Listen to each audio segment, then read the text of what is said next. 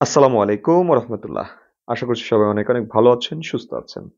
আপনাদের সামনে আরো একটি প্রশ্ন নিয়ে চলে এসেছি। দেখেন, বলছে কোন বানানটি শুদ্ধ?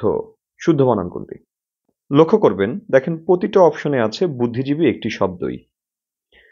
বলেছে কোন বানানটি শুদ্ধ, অর্থাৎ প্রত্যেকটা শব্দের শেষে জীবী কথাটা আছে, কিন্তু জীবী বানানটা কেমন হবে?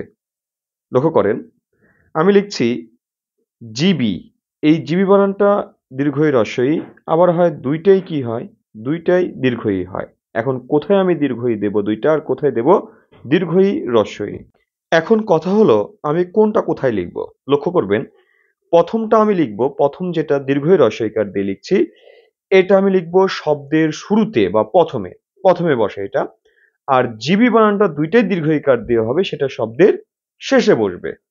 দেখেন, শব্দের শেষে বসে। আচ্ছা, এখন আসা যাক আরেকটি বিষয় নিয়ে। আপনি যখন বিজিবি লিখবেন তখন বিজিবির জিবি আপনি রস্বইকার দিয়ে লিখবেন, বা ইন্টারনেটের জিবিটাও আপনি কি লিখবেন, রস্বইকার দিয়ে লিখবেন।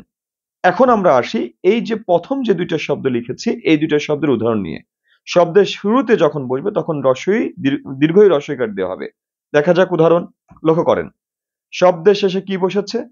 জিবি বসেছে। দেখেন, দুইটাই দীর্ঘইকার দিয়ে, পরজীবী। এখানে যতগুলো উদাহরণ আছে দেখেন, প্রত্যেকটা শব্দের শেষে কি আছে? জিবি আছে। শেষের শব্দটি দেখেন ক্ষণজীবী, এখানেও কি আছে? জিবি আছে দীর্ঘইকার দিয়ে। এবার লক্ষ্য করেন, শব্দের শুরুতে জিবি শব্দটি যখন বসেছে দেখেন দীর্ঘই রস্বই। জীবিত, জীবিকা, জীবিতেশ। তাহলে প্রথমে দীর্ঘই, তারপরে রস্বই। ওকে, তাহলে এবার আমাদের উত্তরটা কি হবে লক্ষ্য করেন, আমাদের উত্তর হবে গ। ধন্যবাদ সবাইকে, সবাই ভালো থাকবেন, সুস্থ থাকবেন। এখানে শেষ করছি।